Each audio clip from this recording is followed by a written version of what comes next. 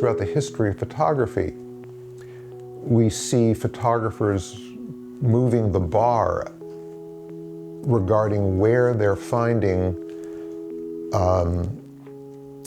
charged material, what material they find of interest. And 50 years ago, it wouldn't have been found in a grilled cheese sandwich.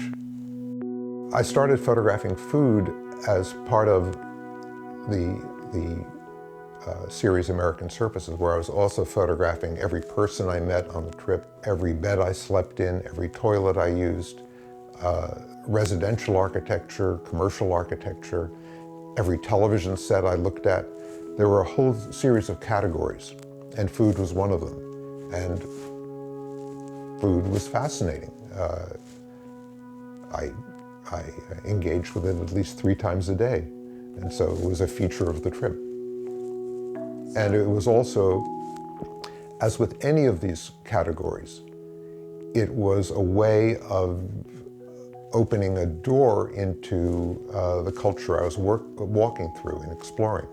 The major visual issue for me with American Surfaces was how to take a picture that felt natural, is the term I used at the time. I wanted to take a picture that looked like seeing. If you can imagine the difference between how you speak and how you write, and that there is a little bit more formality, perhaps a little bit of a more staid quality to how you write. I wanted to explore that difference. Is there a difference between how I see and how I photograph? And why is there that difference? And can I overcome it by being aware of it?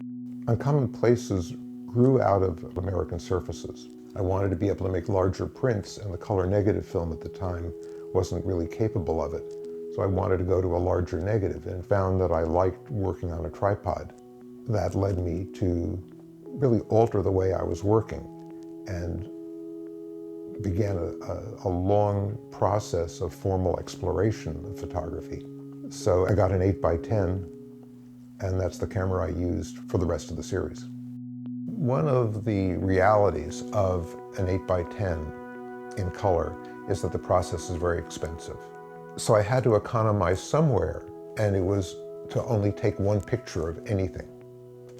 I mean that if I were photographing a building, I would choose one angle. It made any picture a much longer venture because I'd have to walk around and see the different possibilities.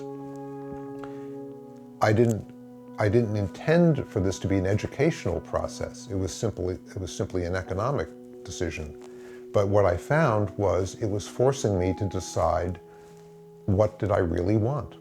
There could be 5 or 10 or more equally visually valid pictures made. There could be 100 equally valid pictures made. But I had to decide what I wanted, and I found that over time, doing this again and again and again,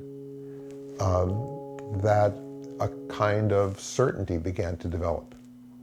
In '73, I took a picture of a billboard with a painting of Mount Shasta on it.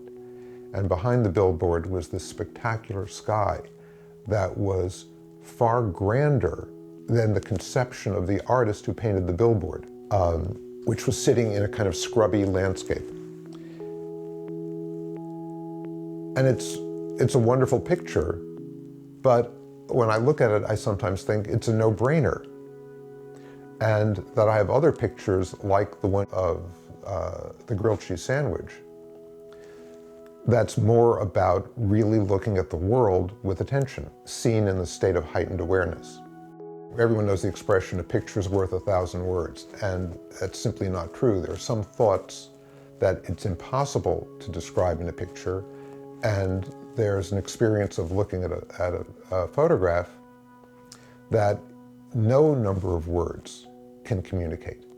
The more words you use, the longer it takes to read it, and you lose the simultaneity of the experience and the specificity of the description. That's why I take the picture. If I could put it into words with as much clarity and complexity, it would save me a lot of money on gas and a lot of time. I would just write it.